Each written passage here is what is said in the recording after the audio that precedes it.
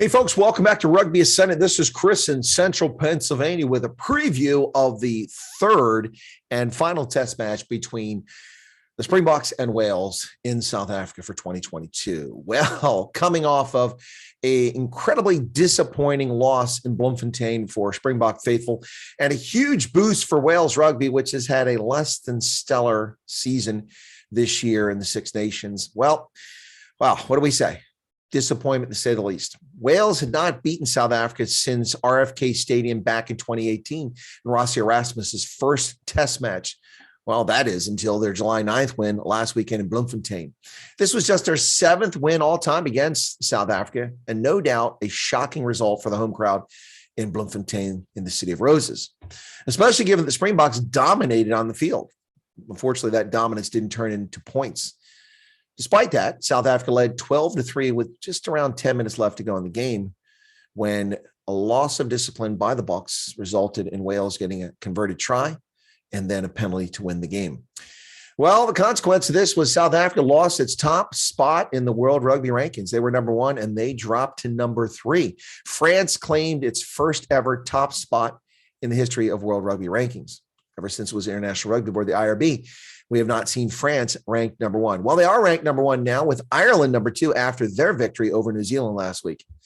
Now, after last week's game, there was lots of talk about the 14 lineup changes and this being a B team and an insult to Wales. Well, that's nonsense, particularly in light of the fact that Wales won the game. So can Wales only win against the B side? First off, that's nonsense talk. Former World Rugby Player of the Year Pieter-Steph du Toit was in the lineup for the first time in ages after recovering from shoulder surgery and went the full 80 minutes.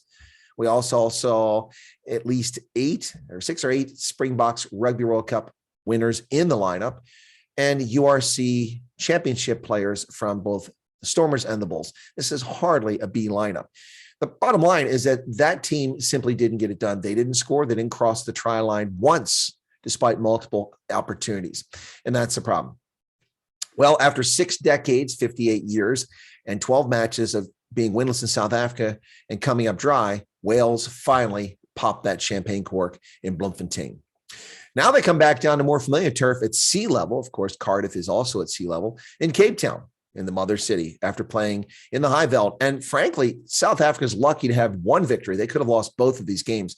Very fortunate that Dan Biggar missed the conversion on a try late in the first game at Loftus Versfeld, and then Damian Willemse put it across, and South Africa won that game at the buzzer. Otherwise, it'd be 0-2, and South Africa would be in complete disarray. Now, many rugby observers have been caught off guard, assuming that Wales would be the lambs led to slaughter after their abysmal Six Nations tour, where they finished 5th and lost to perennial wooden spoon Italy this season. The Boks, who were widely tipped to seal an easy 3-0 series win in this, well, I too predicted South Africa could win all 3 on the trot. But as I suggested, the Boks cannot pussyfoot around, as they are wont to do far too often. Step on the neck and keep running, or risk letting the wounded hang around too long and get confident. And that's exactly what happened with Wales. South Africa played abysmally for most of the game in Loftus and still managed to win the game. With a brand new, completely revamped 14 changes to the 15-player lineup for starters, they played much better on the pitch, yet didn't translate that into points. And they let Wales hang around, and Wales came back and stepped on their neck. As I said, Wales nearly pulled this all off at Loftus, and they did so in Bloemfontein. Will they do it again at the HL Stadium? The short answer is no, not this time. Sorry, Wales. See, what's happened here is Jacques Nienaber and Rossi Erasmus have accomplished what they intended, to use this test series to, well, test players.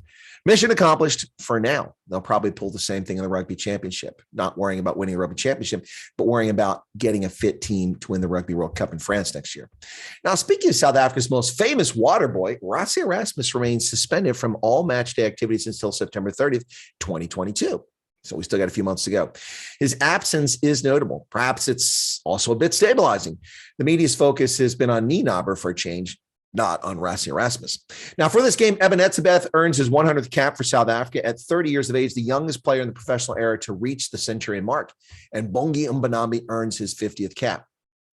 Now, there is one surprise in South Africa's starting 15 that has 11 changes from last week in Bloemfontein, and that's a scrum half. Jaden Hendrickson, very talented young scrum half, just has 3 caps, and he'll start over Faf de Klerk.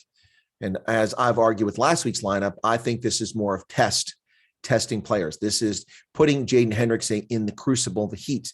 If he fails, he'll be pulled early. But I suspect he'll do just fine, and he'll stay in the game till at least the 55th, 60th minute, and maybe Faf de Klerk come out just to keep him loose. But once again, this is testing players. Now, Wales is bolstered by the return of Captain Dan Biggar at fly half. Biggar was a question mark throughout this week following a shoulder injury that sent him to the bench in Bloemfontein. Gareth Anscombe came on in that game late and broke the faithful's hearts with a lights-out late-game performance and game-winning penalty conversion.